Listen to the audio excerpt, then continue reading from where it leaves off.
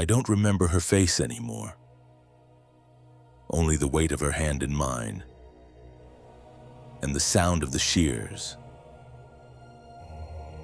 They say I sleep, but I haven't slept since they took my eyes, since the laughter started, since the silence returned. I turn the stone, I turn it again, and I wait for the voice that used to split my bones open with fire. The one that lifted lions into the air like lambs. The one that forged my arms into judgment. But it doesn't speak anymore. Not to me. Not since I gave it all away. Not since I let her in. They think I'm finished. Blind, chained, mocked. But there's something still burning inside me. Not rage. Not yet. Something older. Something like memory. It started with a lion. I wasn't looking for one. I was looking for a woman. The wrong kind, they said. A Philistine girl, not one of us. But I never did belong to them. Not really. Not before the lion, not after. The sun was heavy that day. The vines reached out like arms, grabbing at my ankles. I heard the growl before I saw him, a blur of teeth, dust, and fury. He came at me like a storm with claws, and then fire. Not around me, inside, in my bones and my breath. I tore him apart with my bare hands. Flesh split like fruit. Blood filled the air like incense. When it was over, I looked at my hands. I wasn't afraid. I wasn't proud. I was hungry. I didn't tell anyone. Not then. I carried the lion's silence with me, tucked it behind my ribs like a secret blade. I thought that was the beginning, but it was already the middle. The fire had chosen its vessel, and the cracks had begun. They came for me in Judah. My own people handed me over, bound me like an offering, and laid me at the feet of the enemy. I could have let them kill me.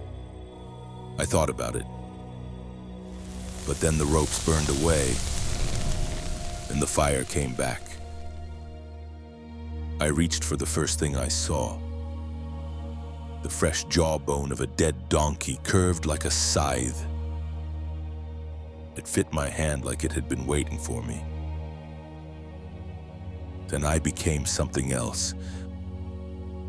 I don't remember their faces, only the sound, bone on bone, skulls splitting like clay, shouts turning to gurgles.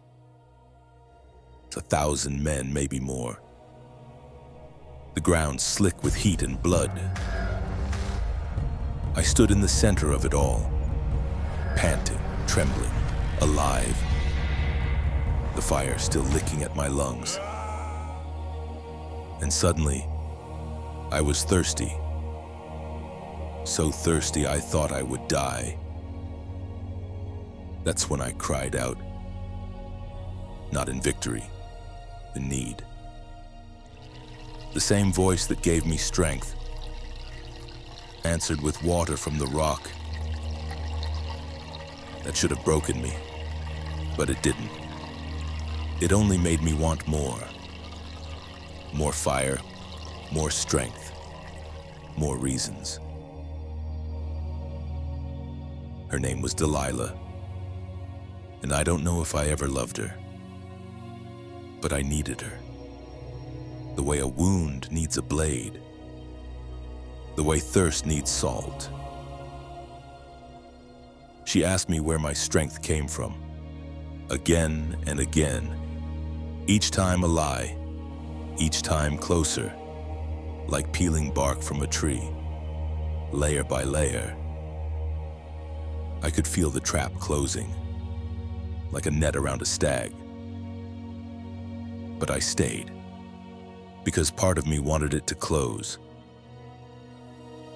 I told myself I was in control, that I was playing her, but I wasn't. I was tired, tired of fire, tired of judgment, tired of being God's fist.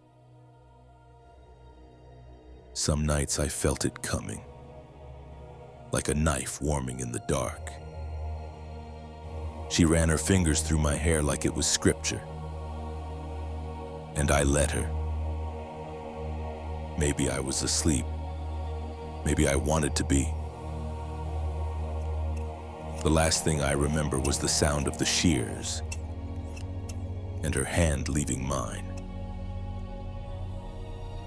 I woke to laughter, their voices, their hands, the cold kiss of bronze chains, and pain, not from wounds, from absence. The fire was gone. So was the strength. And when I reached for him, there was nothing. They took my eyes, dug until the world went black. I didn't scream. I just waited for the voice, for the spark, for the whisper that used to split my bones in two. But there was only silence. Like the grave, like the womb. They led me to the millstone, chained me to it, and I walked in circles.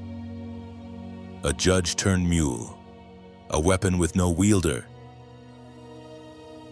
They spat, they laughed, they called me a jester, a cripple, a beast with a broken back.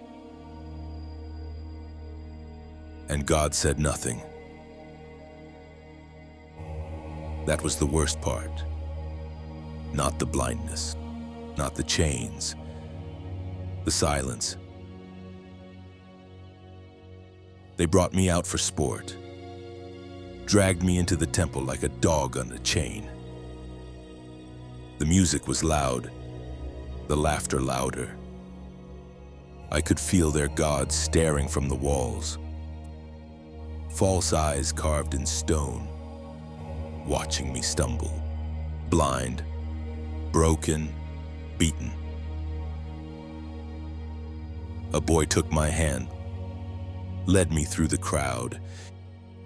His palm was small, but he didn't tremble. I asked him to guide me to the pillars. Just let me rest my hands, one on each side. The stone was warm with sunlight, old, cracked, like me. And then I prayed, not for strength, not for vengeance, not even for deliverance, just that he would remember me, that he would be near one last time. And I felt it. Not fire, not thunder, but presence. Quiet, heavy, real. I spread my arms, fingers to stone, the weight of the temple humming in my bones. I whispered, not to the crowd, not to the gods, to him. Let me die with them. And the pillars moved. First a shiver, then a groan, like the bones of the earth waking from a long sleep. The laughter stopped. Someone screamed. Someone prayed, but not to the right God.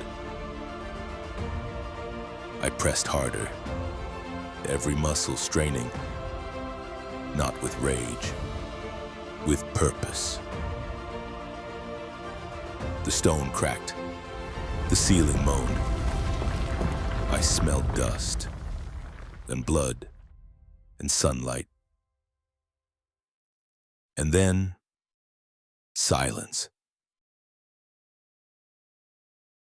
I was born to crack the earth, but the strength was never mine. Just borrowed fire,